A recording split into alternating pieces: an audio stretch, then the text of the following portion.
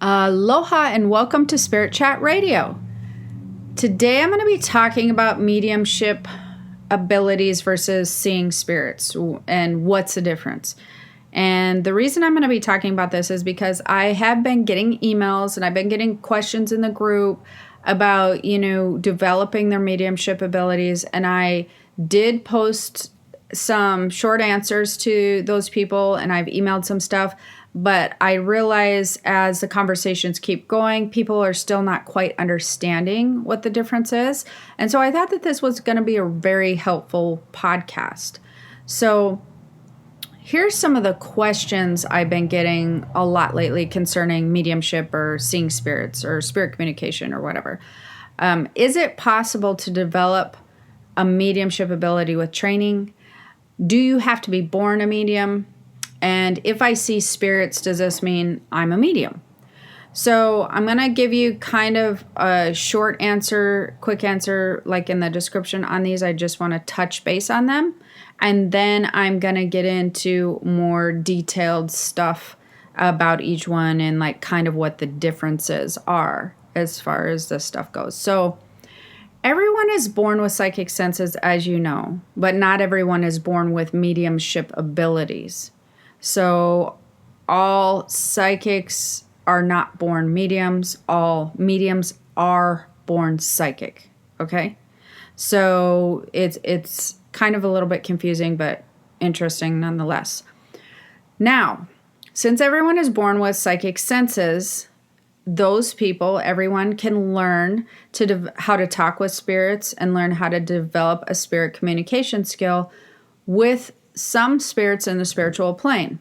And those types of spirits would be like spirit guides, angels, and even some of your own loved ones or people who are connected to you in some way.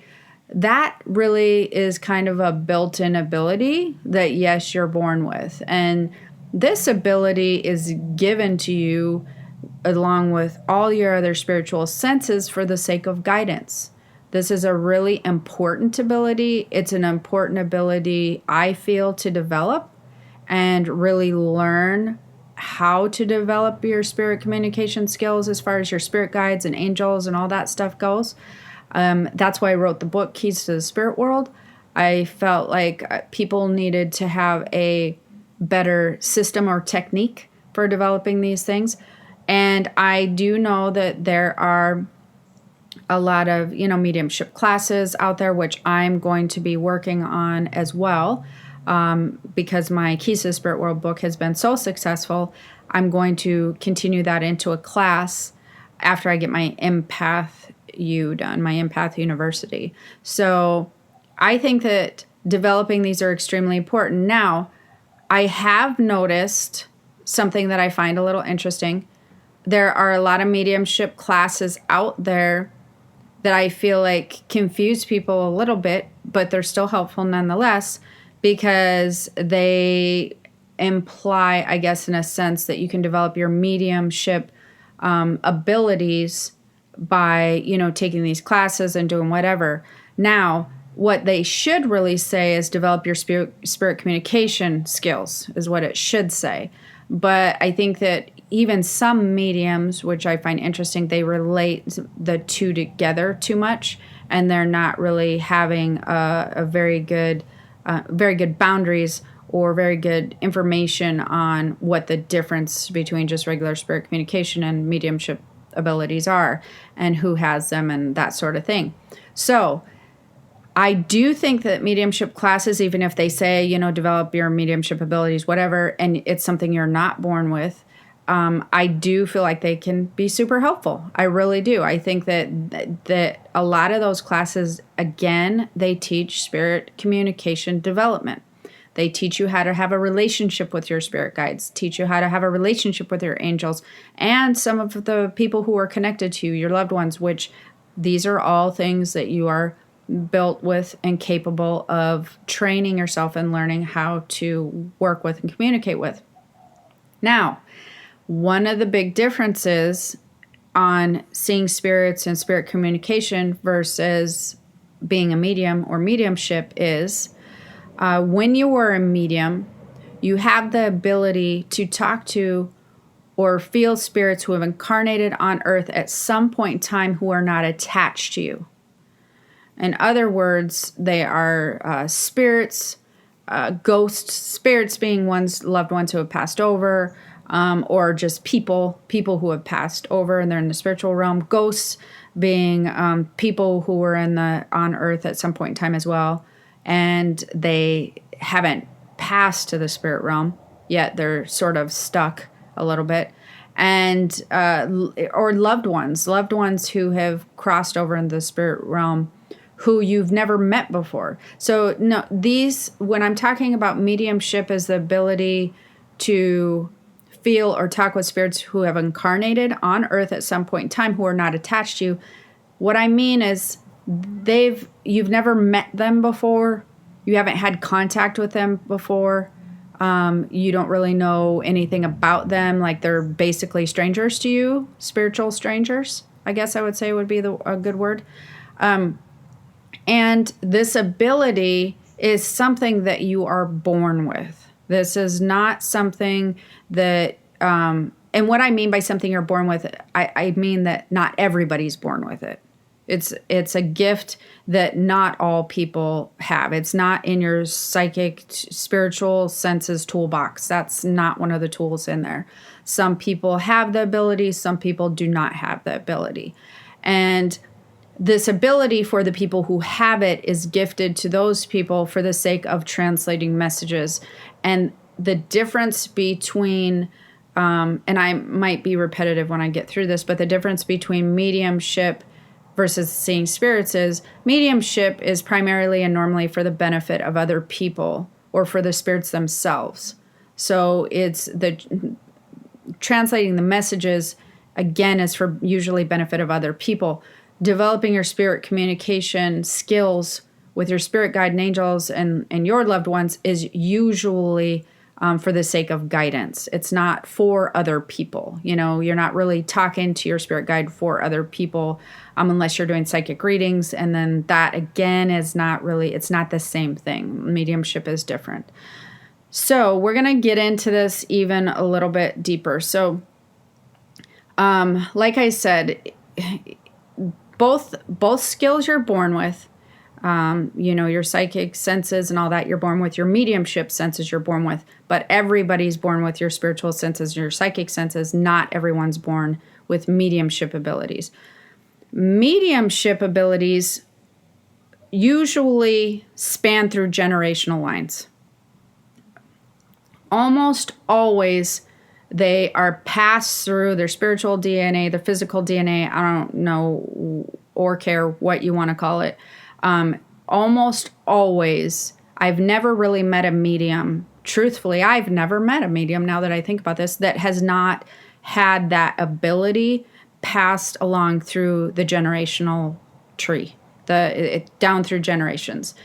Now, that doesn't mean that you may even remember that it was passed down through generations. Usually, people who are mediums find out later as they develop their abilities. A lot of times they'll be like, hey, when they start telling family members, they'll be like, oh, did you know your auntie had it or your grandma had it or, whatever.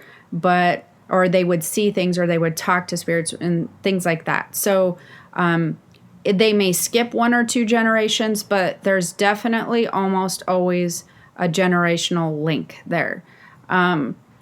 In my family, it's very easily traceable through my dad and my grandma and like my great grandpas, and there's definitely a strong, I guess I would say, there's strong information, definitely strong generational ties to my abilities as medium and all of that sort of thing. Probably because we talk about it, but a lot of people who are learning about this sort of thing or are in families that don't discuss it, they might not have discussed it. So it could be something that's still in your generational line. You just didn't know. Again, the mediumship ability, here's another difference, and I sort of touched on this a little bit, is there's a purpose behind it. So that's, I guess I want to take that back a little bit, because there's a purpose behind both things, right? The purpose is different. That would be a better way to word that. So they have different purposes. Your spirit communication ability that you're naturally born with, that all people are naturally born with, is basically for the purpose of guidance for you. It's basically in your spiritual toolbox as part of your spiritual tools, and something that you can utilize and bring forth to help you navigate through your lifetime in a better way. As far as of the purpose of why, okay, so why did so-and-so, why did do they have this ability? Because they are basically healers. That I'm going to get into some other stuff like that on some empath stuff in some other podcasting and whatnot. But certain people are born healers with healing skills. It doesn't mean that if you're just, well, I'm just a psychic, or I just have psychic senses, does that mean I'm not a healer? No, that doesn't mean you're not a healer. But what this specific gift means is you are given this ability to help others heal.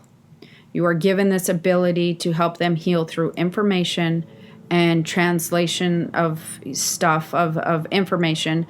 You are given the gift for the benefit of other people. You are not given a mediumship gift for the benefit of yourself. You are definitely supposed to utilize, if you choose to go that route, this gift to help others heal. And that's really, really important. It's more for, again, other people, not necessarily for self-guidance. The connection you feel when you are dealing with earthbound spirits who have crossed over, who you don't know. It's interesting because on one aspect, these are you can feel that the energy is strangers to you. They're spiritual strangers. But on the other aspect, the connection that you have with them is a lot more intense and a lot stronger than you would anticipate. It feels different. It feels very strong than when you're dealing with like spirit guides and angels and things. And how I like to kind of give you an image of what that means is it'd be sort of like if you were watching a YouTube video of somebody, or somebody sent you a video saying, hey, I'd like to talk to you about this, and they were directly sending it to you, versus calling you up on the phone and having a direct conversation with you. Dealing with your spirit communication skills on your psychic level, psychic sense level, is going to be more like the YouTube video. You're still going to get the information. It still might be related to you in some way, but it's going to be a general... the energy is going to feel a little bit different. It's not going to feel as intense, and you're not going to have the conversation always going back as strong as you would on the phone. So your entire physical body feels different. You feel the connection is really hard to deny. There's sometimes a lot of really intense heat involved when you're like channeling and that sort of thing. So physically, it's not much denying when it starts to happen when you're connecting on a mediumship plane or whatever, or you're just developing your mediumship abilities to a heightened level. It feels very different physically. It feels very intense. It's something that you're not going to go, was I really doing that? Not usually. You're going to be like, that felt different. So something's different here. Something felt a little bit different to me as far as this goes. Like, I've done this before, but this felt interesting, which may relate to the next thing that we're going to talk about, which is also messages. The messages you receive when you are a medium versus when you're just doing regular spirit communication are different. The medium, when you're doing now you're more intensely connected. It's somebody you're probably not familiar with. The messages are a lot more specific and direct when you're talking to them. So, for instance, they a lot of times have some very specific information for whoever that they're trying to get through you to. So in order to do that, they'll bring up symbols, or they'll bring up events, or a color, or a ring, or, maybe like balloons for a birthday. They're going to bring up something in the message that solidifies that the message you're delivering is accurately that person to the person you're giving the message to. So there's going to be some type of symbolism that is very personal to the client or to the person that you're receiving the message for. And when you're dealing with like a spirit guide of a person, you're not going to get those direct things like a red rose, or does a red rose mean anything to you, for instance? Or I'm seeing something about a necklace. You're gonna get some very specific things that mean something very personal to the person that you're delivering the message to. If you're working with somebody's spirit guides, like as in a psychic situation, you're gonna get more of stuff like I'm seeing or feeling things more related to the future, or you might see some stuff in the past, but it's going to be not like a personal connection between the spirit guide and the person per se. You have to remember that when you're dealing with things on a mediumship level, those people have been earthbound at some point.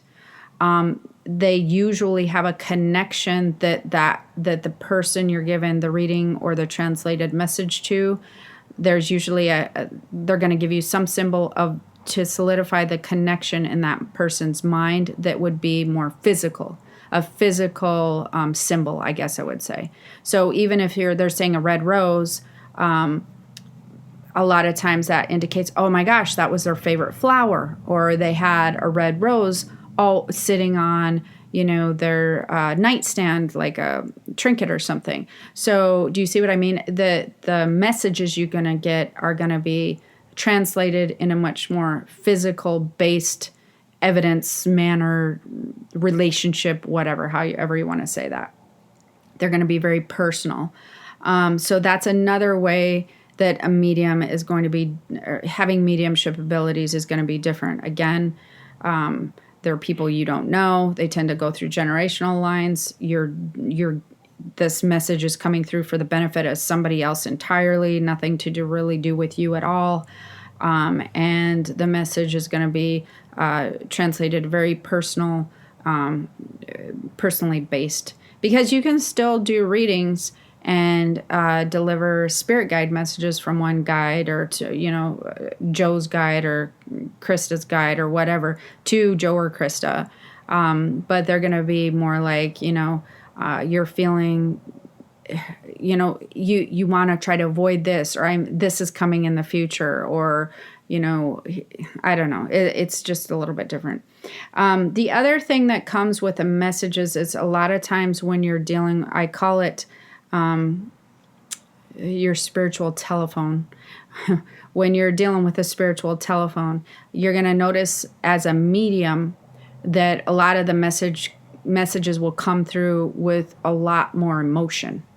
So they're going to come through with a lot more intensity and a lot more emotion attached to it. Like, sometimes the messages might even be of worry, or like, hey, I want to check on you. I'm back to check on you. A lot of times the reassurance messages that, hey, I'm okay, and we still have a connection, and I just want you to remember about this instance or about this necklace or whatever, so that you know that it's really me coming through. See, that's where the messages become very powerful, because when you are a non-participant and you're literally the translator, a lot of times those people are like, there's no way for you to have known this, because again, you're dealing with spirits that you do not recognize, there's no reason for you to know these different things about these spirits. They're strangers, spiritual strangers to you. So they will want to say a lot of times that they're okay. They will want to reassure them that they're around with different physical signs and symbols. They'll want to check on them, or sometimes they want to acknowledge a special event or a birthday or something like that. So The other thing is mediums tend to have a lot more control over their spiritual telephone. Yes, that is one of my favorite words. But they tend to have a lot more control over their ability. They are able to directly decide if they want to tune into somebody directly. All they have to do is basically think of that person or use whatever techniques that they've trained and developed, where they think of somebody or directly connect with them telepathically and be like, "Hey, let's pick up your end of the telephone because we got some stuff we need to talk about." And so they have a lot more control over specifically connecting with somebody in particular, somebody who you're reaching for. So that again is a very different thing with somebody who is just learning, working with spirit communication. They don't have near the control that a medium does. A medium can very specifically you call in somebody's energy. Somebody who's dealing with spirit communication is more so allowing the energy to come through. And that's going to be a lot different. So very specifically calling somebody's energy up versus connecting in and allowing the energy or the messages to come through. That's what people do on a psychic level. They connect in, with their guides or whatever, they allow the information to flow through. When you're a medium, you're seeking out that spirit and you're intentionally connecting with them for a reason. You're connecting with them to help the person or whoever that you're wanting to connect with. So the guidance is a lot more specific as far as that person's concerned. Again, that's another thing. In a mediumship ability, you're dealing more with relationships and people during your translated messages usually. And that's how you're kind of helping your clients. When you're dealing with spirit communication, as far as guides and angels go, you're usually dealing with life charts, life paths, where you should be heading or what might be ahead of you or what obstacles you're having. Mediumship stuff, you're dealing more with unresolved relationship stuff or communication thing. You're really working on your spiritual, physical relationship at that point. You're solidifying and connecting in on a relationship level. So that's very different. The other thing is with mediumship abilities, like I said, when you're born with them, that tends to usually start at a very young age. Typically, my son's a very good example of that. I know other people who have daughters and sons who are mediums as well. They tend to start seeing things and seeing spirits at a very young age, 2, 3, 4 years old. They tend to talk about the spirits. They could be, they might call them like like an imaginary friend type of thing. But in my experience, in my personal experience, it would be like, hey, what's that guy doing hanging out over there? Why did he just run around behind that building? And there was really no guy, no building. So there would be something very specific that they could see, that he could see things that were very not attached to us, right? They were attached to the land, or the spirits would be attached to other people. So as he grew up, definitely these spirits were not attached to him or the family when he would see them. But he was vocal about it. So if you were a medium, if you were born a medium, I was also born this way. I have very specific memories of people that felt like spiritual strangers. I mean, it's very different when you're dealing in the mediumship world, as a medium, as a young medium, as an adult medium. When you're dealing with your spirit guides and angels, you feel a very close heart connection with them. You feel a love between you that is unspoken, but yet that connection is there, and it feels safe, and it feels good, and it feels familiar to you.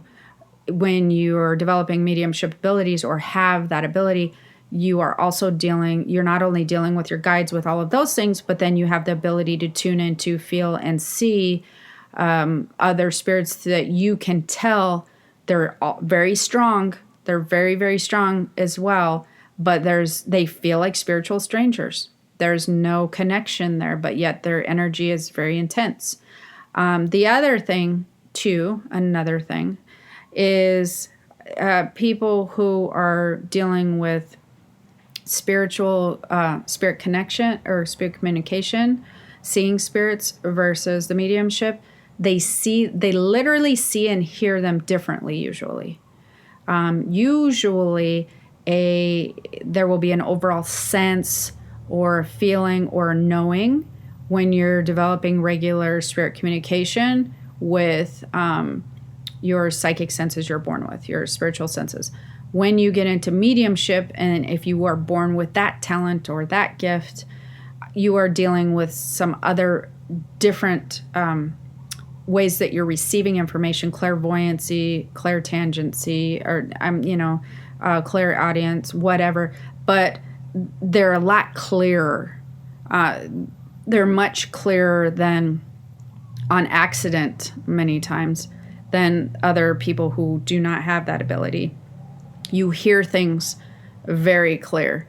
You can see things very clear. And many, many times mediums will see things physically, not just in their mind's eye. So their ability to bring a spirit into their physical senses is a lot stronger, or to see them with their physical senses is a lot higher. So as you hopefully can see, there is really a lot of differences. If you're born with psychic senses, or you're regular, like everybody's born with your spiritual toolbox, the ability to develop your spirit communication skills is there, but you're going to be developing them in a different manner and for a different purpose. Your ability to develop, or if you're born a medium, you're going to probably most likely you're going to have the generational ties. You're going to have it through the generational line. You're going to have noticed it mostly when you were younger. If you didn't notice it when you were younger, your parents usually will, or somebody around you usually will. Now, if you're like, well, I definitely can see spirits now, and I do not remember doing that when I was younger, it might just be something you forgot about or nobody paid attention to. So just know that. The other thing is people who are born with regular abilities versus mediumship, it's not uncommon for them to see spirits every now and again who are not attached to them or have a sense of them. And I mean like a handful of times. So frequency is another really strong indication. So somebody who's not naturally born with that ability, they're not able to control it as well. The intensity is not there, and the frequency is not there. If you have a lot of frequency happening with spiritual experiences of spirits who are not attached to you, and this could be ghosts, which again are earthbound spirits that have not crossed over, and or it could be your friend's auntie or uncle or whatever, or it could just be somebody hanging out by the grocery store, which again used to happen to my kid. So that's another thing, is the frequency. So that's something that would be able to tell you the difference between the two.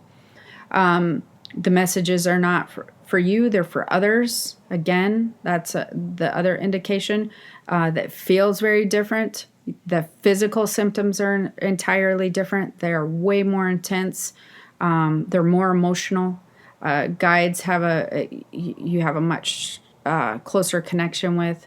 The intensity doesn't need to be there, because the reason the intensity doesn't really need to be there is because your guides and your angels and stuff, they're really have they're part of your makeup as well in your energetic field, because you have a close connection with them. They're kind of wired into your energetic field, so they can sort of tune into your energetic bubble and your aura and start, filling you with information telepathically or whatever, start communicating with you in a way that it's an overall knowing and you can feel it with the whole vibe of your being. Versus, somebody who is a spiritual stranger to you, you don't have that connection with. So they really have to pierce your aura and your energetic veil to really give you information. They really have to pierce for a line of communication there. And so that's where that spiritual telephone happens.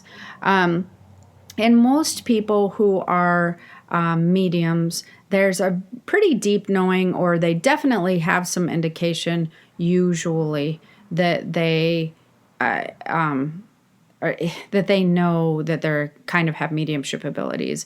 It's kind of there usually, like you're questioning it because you've had some more odd experiences than other people in the mediumship area.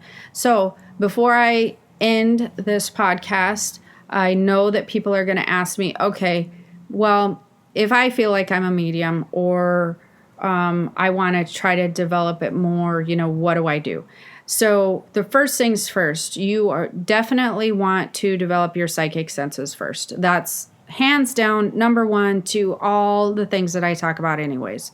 I developed that spirit communication class. If you're interested in that, that's psychicabilityclass.com.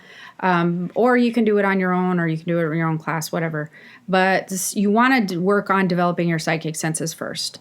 The second thing that you want to do is establish your relationship with your spirit guides and angels. You want to really develop that and work on that and create a solid relationship with your guides and angels. One where you're calling upon them and you can feel them come in. You're familiar with their energy. You're familiar, and you've developed a translation system where you're getting answers from them, and you've worked on your communication skills between your spirit guides and angels. Again, that's why I wrote that book, Keys to the Spirit World. So if you're interested in that, it's got a lot of good info in there. Now, once you really start creating a solid relationship with your spirit guides and angels, then if you have a natural ability to be a medium, that will naturally begin to unfold at that point. And then you can go into mediumship training. But you will definitely start seeing it and feeling it heighten. And you will know that there's a difference because it's going to feel different. And you're going to have different experiences with spirit strangers. So that's going to naturally develop as all things do when you start working on your psychic senses, just like your empath abilities, which not everybody is born with, will naturally develop. Your mediumship abilities will naturally develop. So it's always the first place to start, square one, developing your psychic senses. And so I hope that you found that helpful. Just for those of you who have been listening to my podcasts, I am still working on the empath you. I'm still super excited about that. Definitely click on the link below if you want to get on the wait list for that, because I'm just very excited about how this is turning out. I think it's going to be something that is going to be very helpful for empaths. And then the other thing that I wanted to point out, because I did the CBD podcast the other day, and then I put the link in, but for some reason people were emailing me and messaging me to find out where's that link you were talking about, or what CBD were you talking about. So again, I've posted that below in the description. So if you want more info on that, it's there.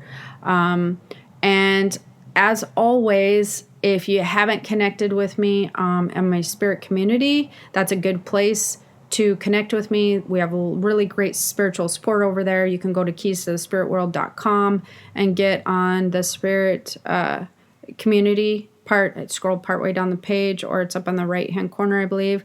Or I will have the link posted below, and you have to ask for an invite. And we do card polls, and people are talking. And I get a lot of my podcasting topics from there because people ask a lot of good questions, and I feel like the need to elaborate, if the need to elaborate on them is there, which this one was a very good topic that actually came from one of my group, then I'll go ahead and do a podcast on it. So I think that you'll very much enjoy that.